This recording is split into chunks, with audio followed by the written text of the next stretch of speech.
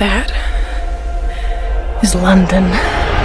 Hola amigos de Esto es Combo, yo soy el Paella y el día de hoy me encuentro con la protagonista de Mortal Engines, Hera Helmar, y con otra de las damas fuertes que aparecen en la película, es Jihei. Hola amigos. Yeah. Oh, you know Hola, Spanish. Yeah, a little bit, yeah. Just a little. Just a little. Sorry, I didn't understand anything you just said. Oh, no problem. Nobody does, even if they speak Spanish. También me encuentro con Layla George y Robert Sheehan, quienes interpretan a Catherine Valentine y a Tom Nadsworthy, respectivamente. Hi guys. Respectivamente. Respectivamente. That's Speak my Spanish? Spanish word for the day. No. Do you have a toilet paper that gives you the word of the day? I wish I I could did. imagine that you did. It'd be nice, but then you'd have to, 60 minutes is all it took to bring humanity to the very brink of extinction. How does it feel to be a bad guy? Yeah, I don't use that term. There you go. What's the word? Complex, man. Complex. Yeah. How did you get involved in this project? Well, I read the book. It's based on a book by Philip Reeve, and there's actually 4 books in the series. This is the first of 4, and I read them about 10 years ago, and just thought they were the most terrific, exciting books that I'd read in a long time, and I thought, wow, there'd be fantastic films. Mankind mobilized.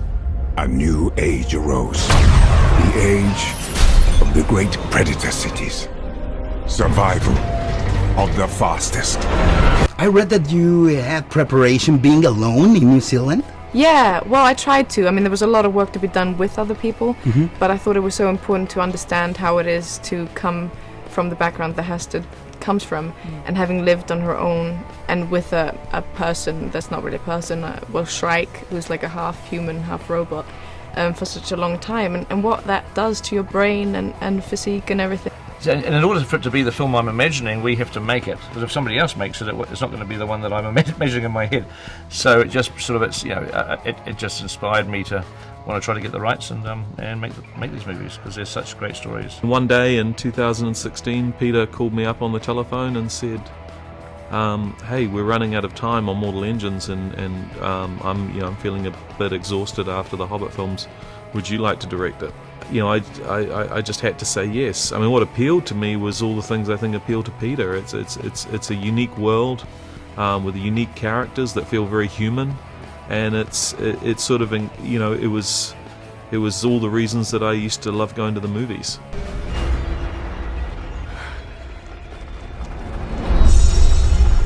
Hey! Watch out! Valentine.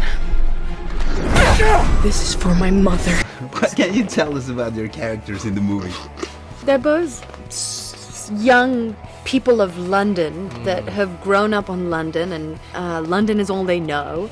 And suddenly they get thrown off kilter, and their eyes get opened to the world outside of London, and it has a profound effect on both of them. Yeah. They both have to grow up. They grow up. They grow up. Yeah. Help each other save the world, and it's a really cool journey. It's a really cool arc.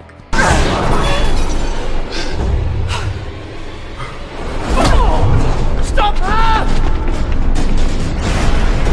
Is there a favorite scene that you have? Yeah, I mean, there's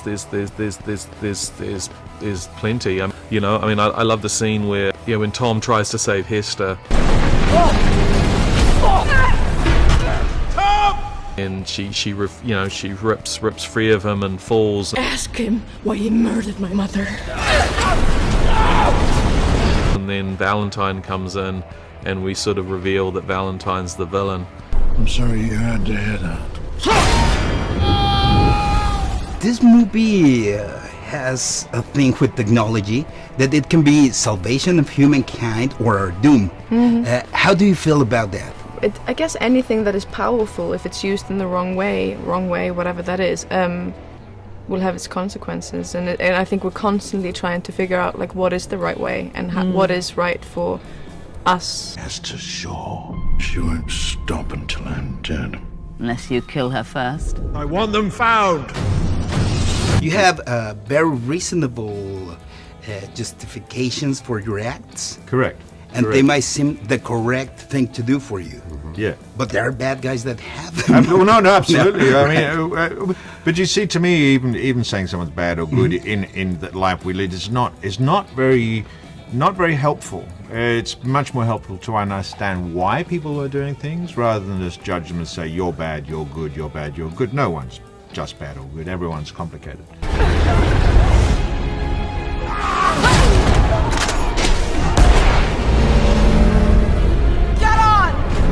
That's complex because then you cannot differentiate who is the good guy and who's the bad guy. But I think that's a good thing that you can't do that.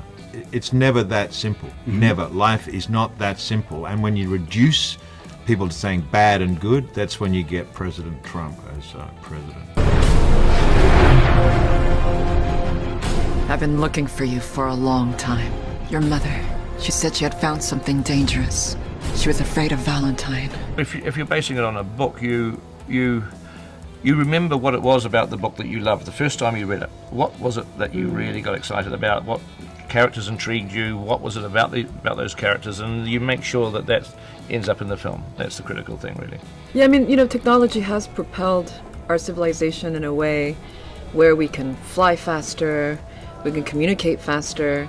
There's a lot of pluses with technology in our world, but at the same time, there's weapons of mass destruction. I wish we didn't need that. I wish we could just, use our fists and fight if we need to. The man who controls this controls the world. She said that you could stop him.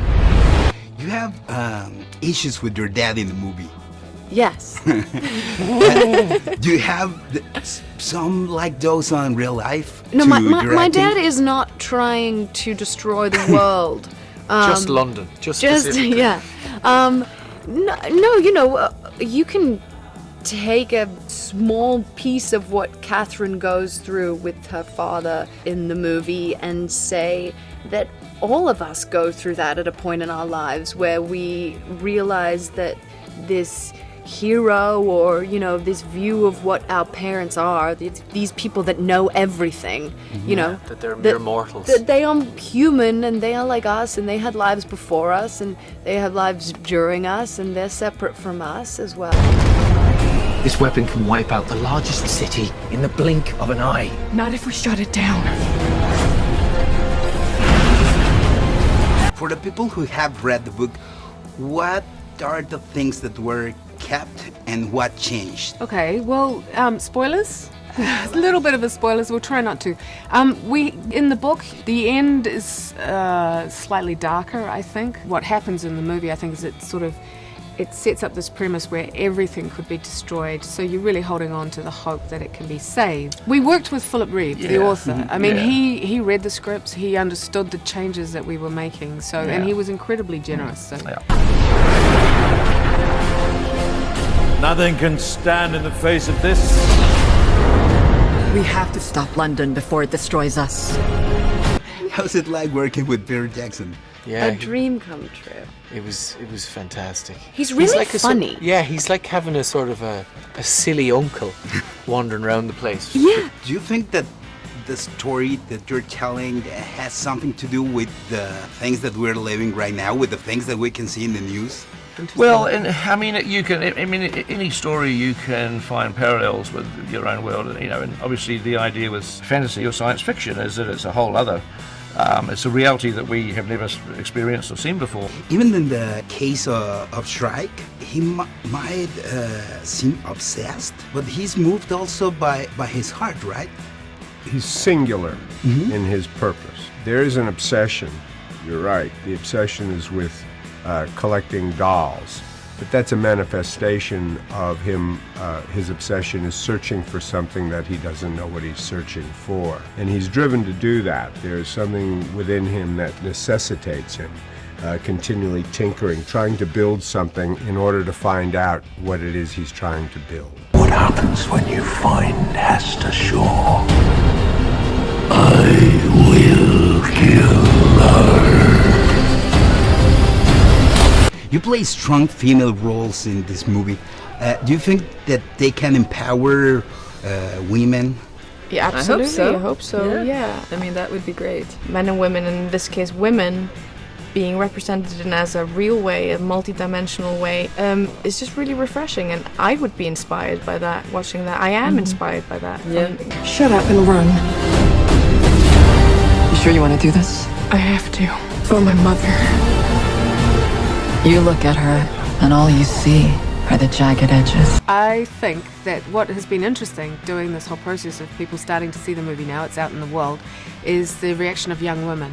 So I just want to let young women out there know, even though it's about giant moving cities, it's a sort of film that I think young girls especially are going to relate to. Very strong female characters, very strong female characters, and so it's not just a boys' movie. Not just a boys' That's movie. the big message, really. Yeah. But she is something quite different. She is beautiful and strange and very, very rare. Would you like to continue this story in film? Yeah, we'd love to. I mean, that's the reason, that this film got probably financed, because there's more stories to go. So, no, we'd all love to. I mean, the stories just get better. Philip wrote such a wonderful saga of these characters, and Mortal Engines is just the beginning. She could be a problem if she's anything like her mother. Keep it safe. Please go and see our movie. Watch your I hope movie. you'll enjoy Watch it. the movie. I hope you enjoy the film. Other word in Spanish. Oh yeah, respectivamente. Respectivamente. Once we go in, there's no going back. I have to.